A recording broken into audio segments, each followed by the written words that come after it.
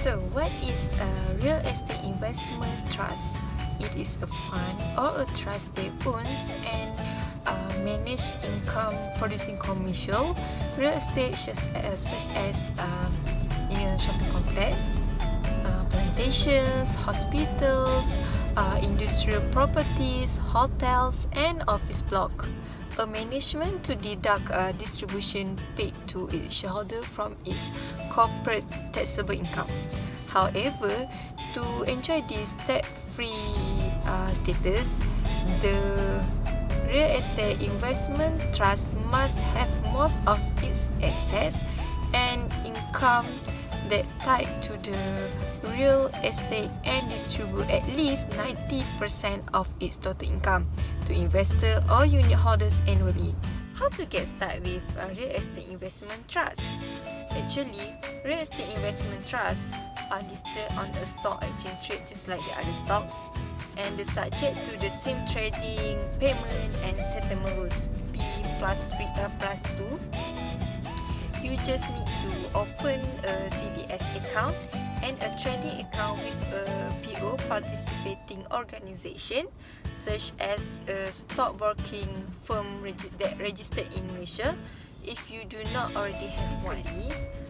Before real estate investment trusts were introduced, an investor may invest in property stocks and physical landed property to get exposure in the real estate sector. There is another option, for example, to invest in real estate investment.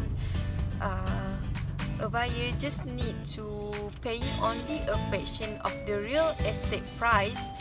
In other words, real estate investment trusts provide a way to invest in quality large-scale commercial real estate without having to buy the properties directly.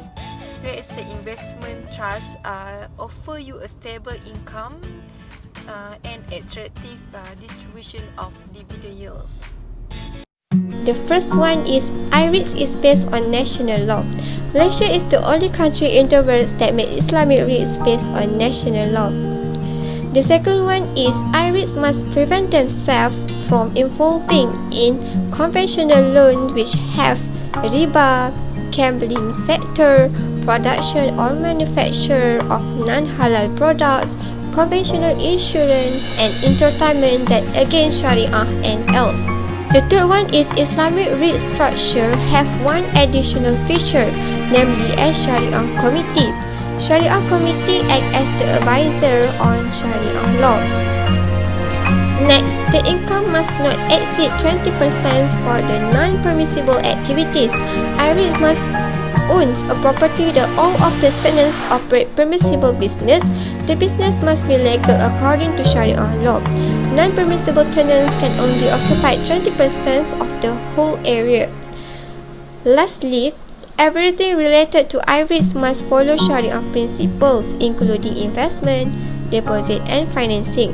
However, conventional insurance schemes are allowed if there is no takaful schemes are available. Example for non-permissible activities that against Sharia principles are financial services that practice riba, gambling, non-halal products, and else.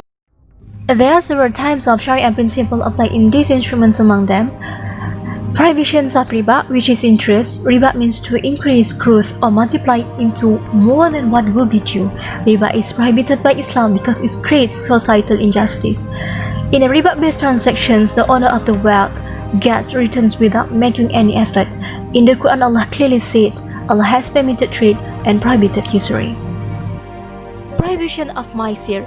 It refers to the transactions that involve gambling. Maisir is the acquisitions of wealth by chance instead of by effort. Types of transactions are based on uncertainty. No one can know how a gamble will pay off, so it is prohibited in any Islamic instrument. Applications of al-bay'. It refers to the trades and commerce, which profit creations with equivalent counter value. Avoidance of gharar in contractual agreement. Transactions based on gharar are unclear and ambiguous. As is when two parties enter a contract and one party lacks complete information, or when both parties lack control over the underlying transaction. Disengagement from productions of prohibited commodities.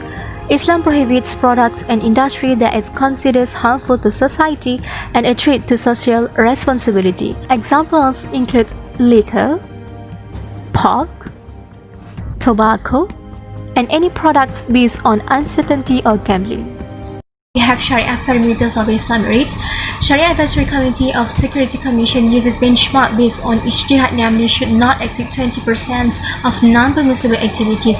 Next, all financing instruments and deposit facilities must be Islamic. In Islamic REITs, we must use takaf rather than conventional insurance. If not available, one can do conventional, but with permissions from Sharia advisor. For risk management solution, only used for hedging purposes and must be Islamic. If not available, one can also do conventional, but with permissions from Sharia advisor. Firstly, investor invests in i-REITs through holdings of unit. i-REIT acquires real estate as its pool of asset. Manager manage and administer i-REITs. Trustee will act as custodians of the fund appointed by investor. Sharia committee will advise on matters pertaining to the Sharia. Property manager provides maintenance and management services of the real estate. Tenants rent the real estate.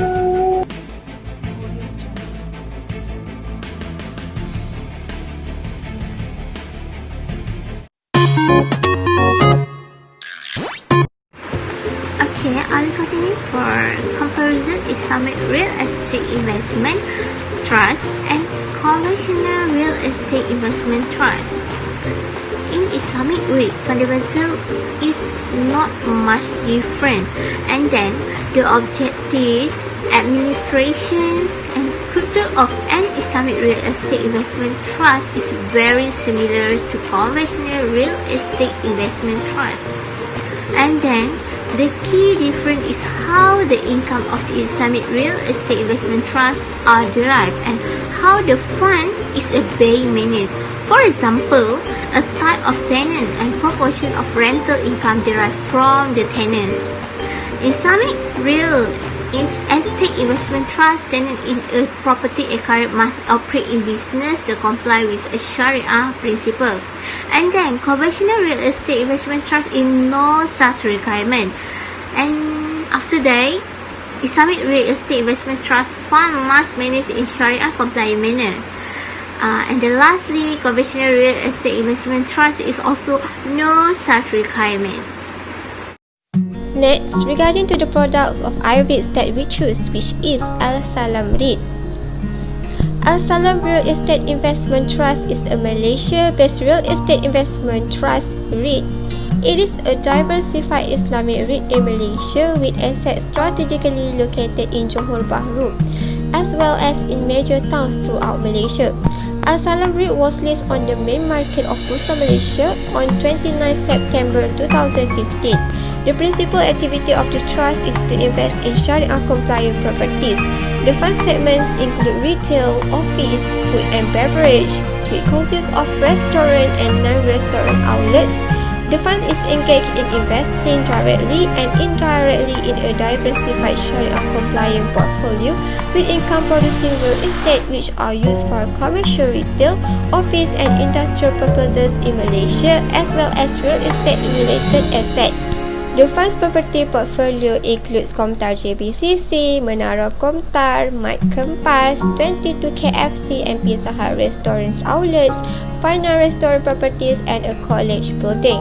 The fund is managed by Damansara REIT Manager Sendirian Berhad, DRMSP or the manager, a wholly owned subsidiary of Johor Corporation.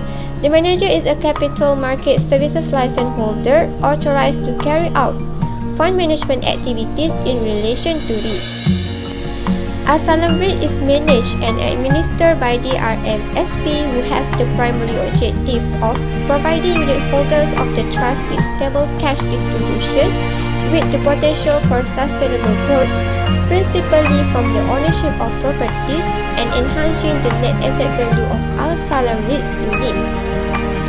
The objectives are sought to be achieved by optimizing the performance and enhancing the overall quality for a large and geographically diversified portfolio of Sharia-compliant real estate assets through various permissible investment and business strategies. I will continue for Sharia compliance in Al-Salam. In order to ensure compliance with the Islamic REITs guidelines, the properties under the Al-Salam REIT portfolio of investment should adhere to the following. Firstly, the tenant of a property of Al-Salam REITs, including the subject properties, should operate permissible activity according to Sharia principle and requirement.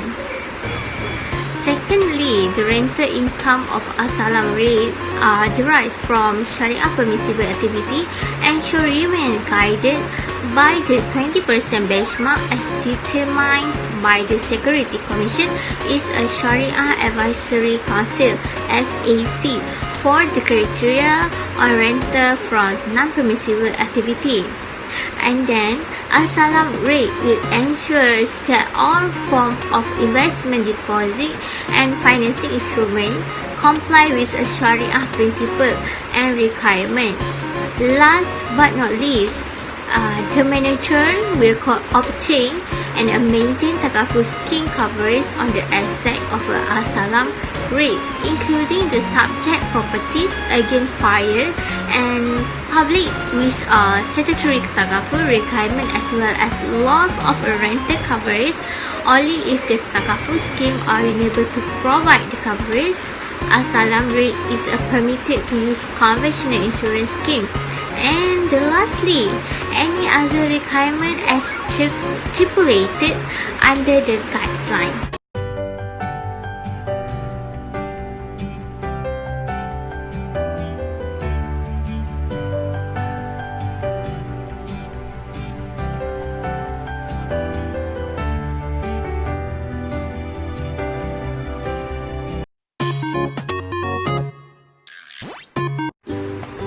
In conclusion, the Malaysian Islamic REIT regulatory infrastructure laid a fresh foundations for the growth of an Islamic REIT market in Malaysia.